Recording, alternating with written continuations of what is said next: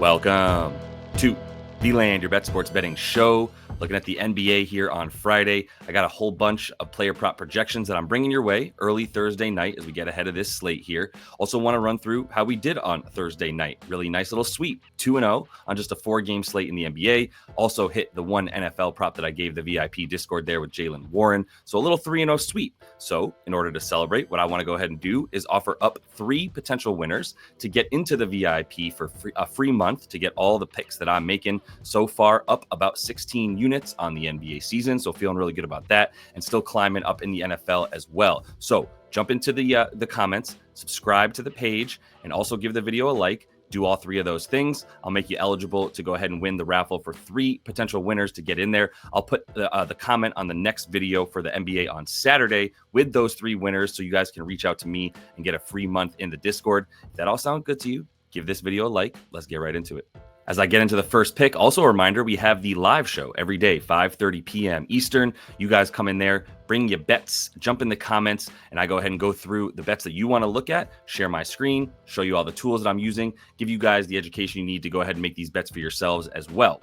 Let's get into some Jordan Poole stuff. This is still a strong lean, but he's got a pretty low point total against a Boston team that is ripe for his exact type of player to go ahead and score against. Not assist against. Let's be very clear. He had 16 potential assists and just 4 of them in the last game versus this team to start the season for the Wiz, because they don't give up spot up stuff, but they give up a lot of stuff in pull up shooting, threes especially, and above the break where Jordan Poole is going to be looking to take most of his shots. He went 6 for 11 from deep against them last game, 9 for 17 from the field, 26 points. So this is a really low number, and I think we're getting a bit of a good value because we've got Brogdon in the lineup now for the Wizards. He's been starting the last 2 games since he came back from injury, and he's definitely shaken things up. Now, they've also lost the last 2 games by a lot of points, and so there's probably a good reason why Jordan Poole's minutes are down to 27, 15 points per game, and just 5 assists in this time frame.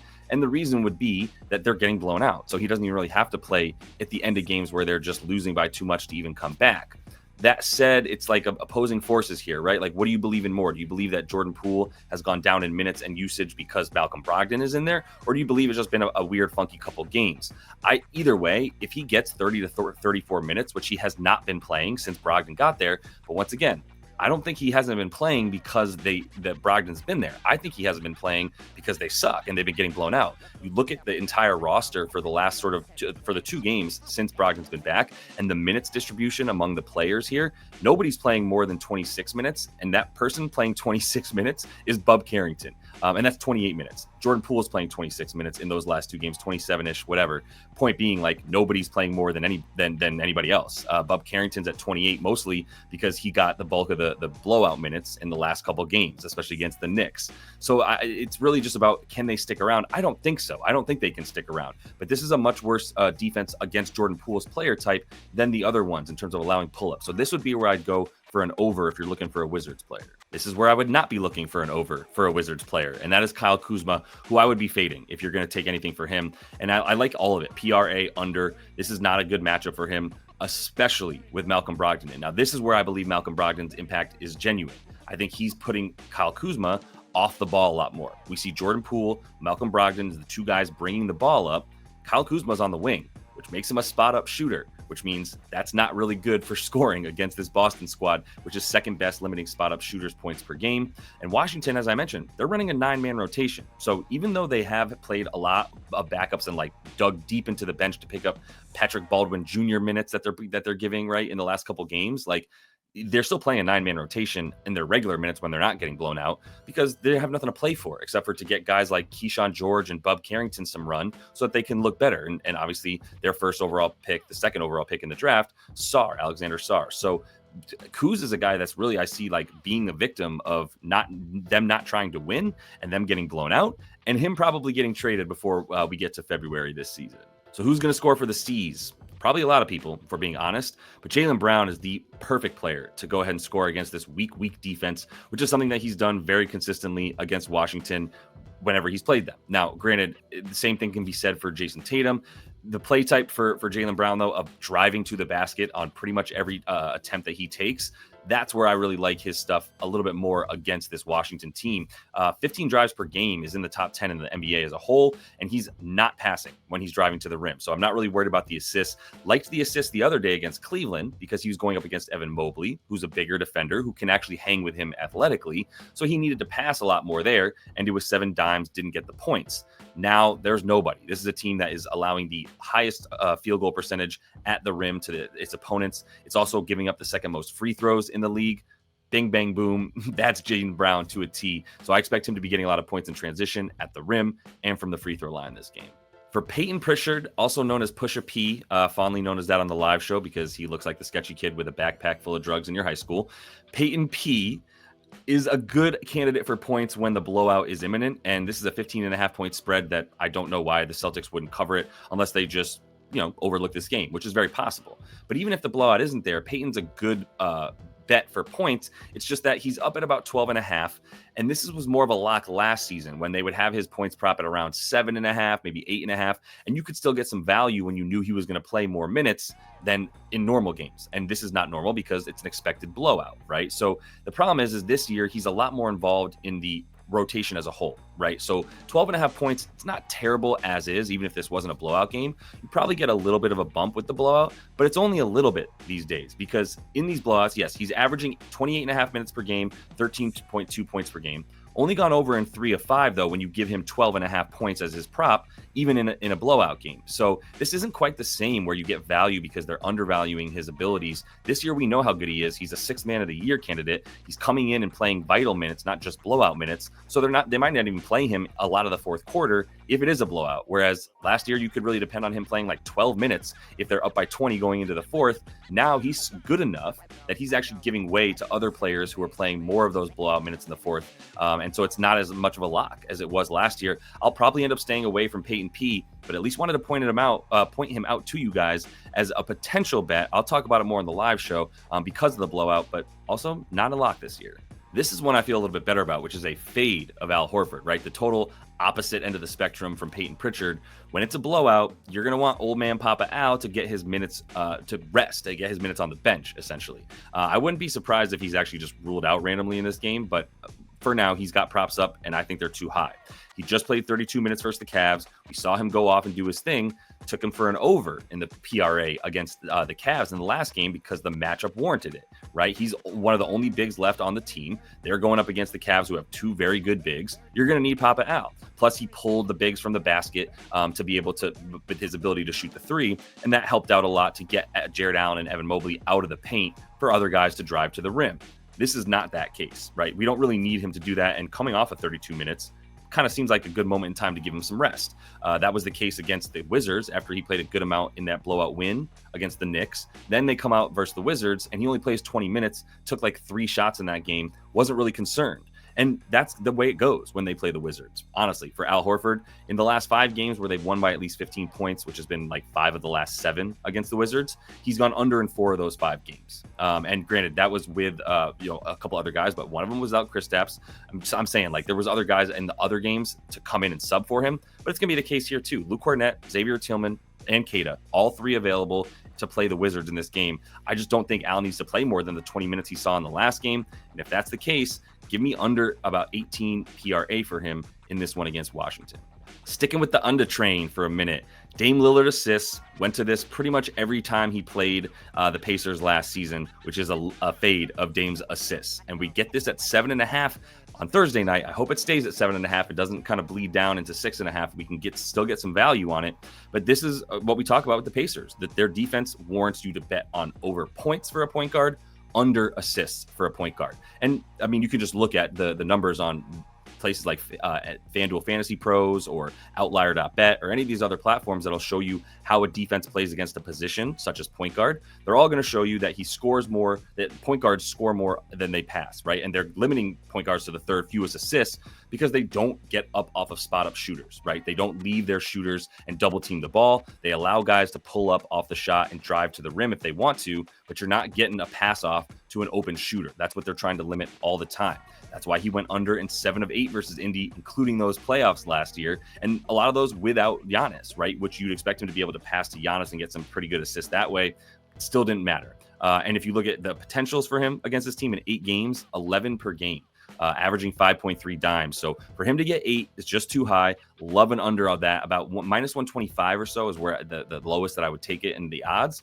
But man, the assists, if this is still around at 7.5 with a decent price tomorrow morning on Friday, this is probably almost definitely going to be a bet. Sticking in the same game, stay away from this man. I do not know how you can trust him right now. And to be fair, like, it's not even just this season. It's since he got hurt last year in the middle of the season around January. Since then, just not the same dude, right? Like this year, we're looking at 15.3 points per game, about 14 shots, less than 8 threes.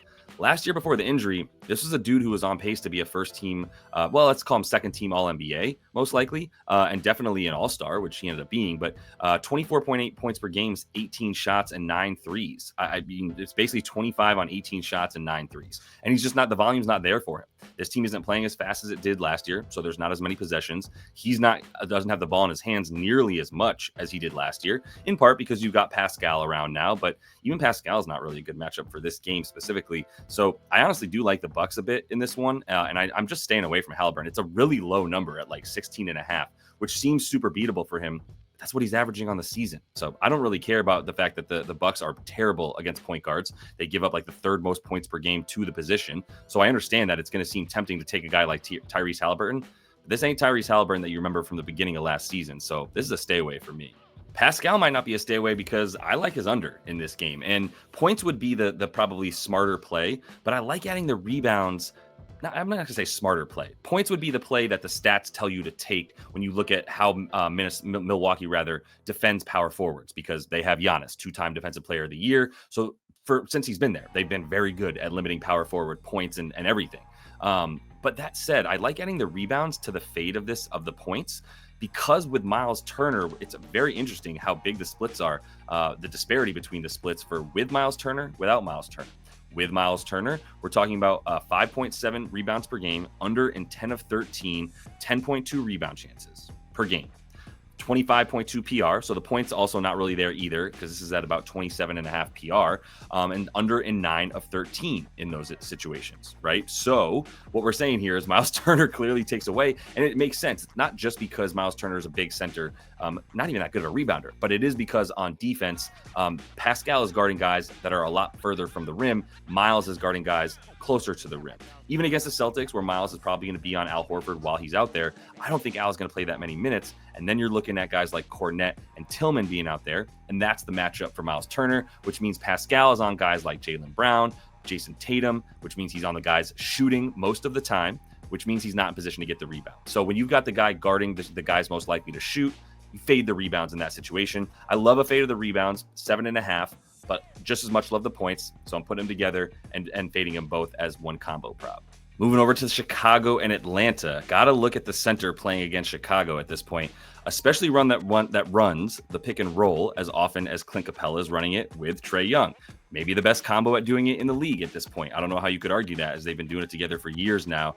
And Chicago, it's exactly what they're terrible at, man. They're bad defending centers. They're bad giving up points in the paint. They're bad against the roll man in the pick and roll, scoring 80% of his points inside the 5 feet right at the rim. That's what Clint Capella does. We know that. He's not even putting up hook shots. It's just dunks, putbacks, alley-oops, right? And Chicago allowing the most points at the rim.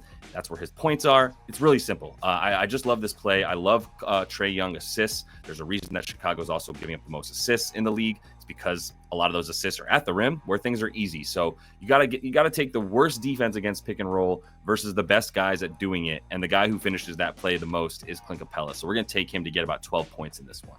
I also really love Jalen Johnson in this game, specifically the points, which opened at 17.5, very low number for him.